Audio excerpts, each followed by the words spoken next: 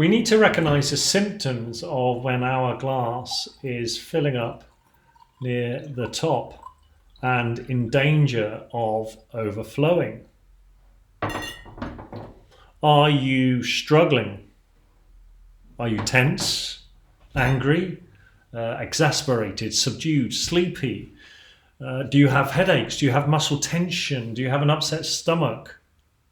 There are physiological changes to our body when we are suffering from stress. Now, for a number of years after my injury, my glass would fill up very quickly.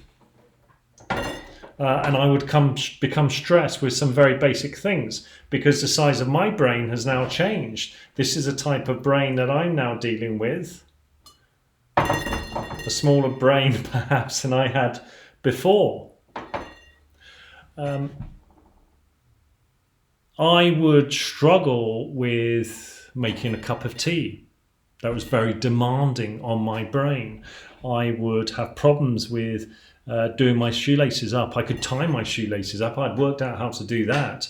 But it was like being a child again. It would take a lot of effort and a lot of demand on my brain. Watching television could be very problematic because of the noise and the amount of movement within the television. And this was because my damaged brain was always being overloaded. I used to get angry a lot. That was one of the main symptoms or main markers of my stress. So one way of dealing with this, which is what my neuropsychiatrist showed me, was to create a traffic light system. And she had me go away and draw a traffic light, which was to represent my symptoms of stress, my trigger points, and then there was an explanation of that. So the amber, when a green light, it doesn't matter because actually I'm enjoying life and life is fine and it's easy. But then I'd start to recognize when I'm starting to move on to amber, so going from green to amber. And this would show itself is when I would start to, I'd have big yawns and I'd start to get thirsty and I'd start doing this with my hands and become slightly agitated. And then as it's moving on to that sort of red amber side, then I would start doing this with my eyes. I would have a headache, increased sort of compression. I could feel that my head was sort of starting perhaps to implode, and an increased awareness of my tinnitus. Tinnitus is a pain. I've got it in both ears. It's permanent. It's a very high-pitched noise that has been with me ever since my injury 10 years ago.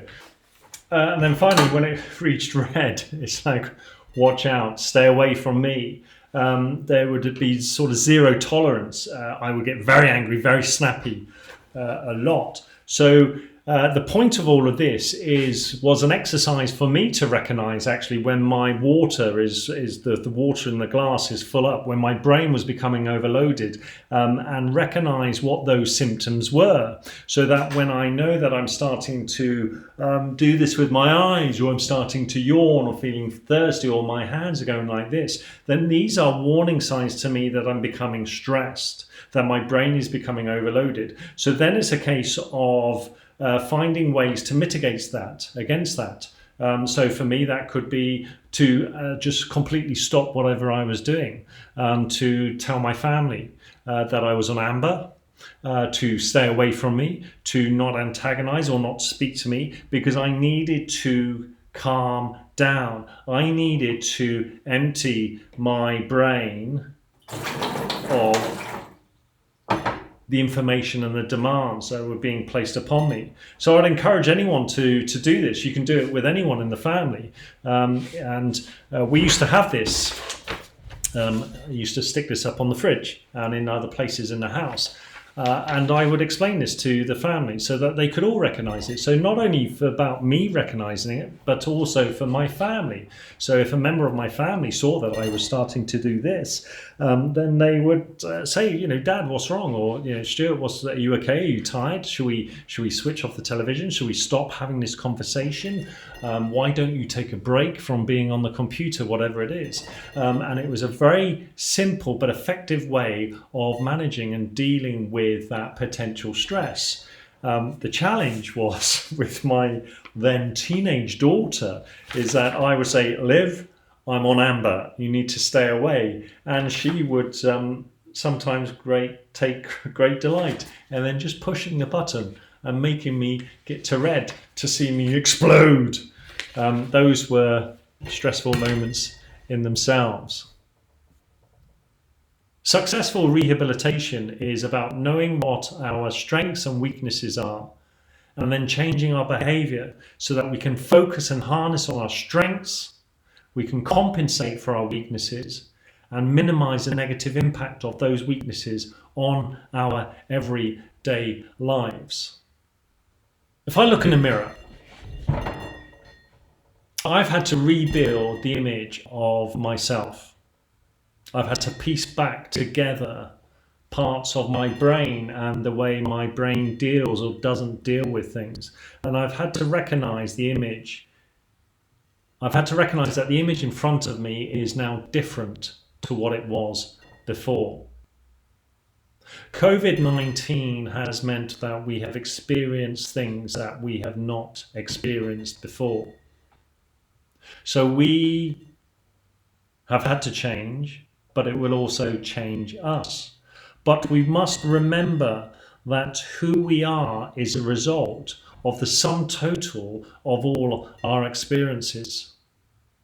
We cannot go back in time and be the same person, the same business, the same world that we were before.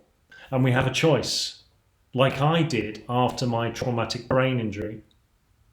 We can waste time doing things the way that we have always done them before, fighting against the change, which is what I did for too long. We can stand still and do nothing, hope that it will go away.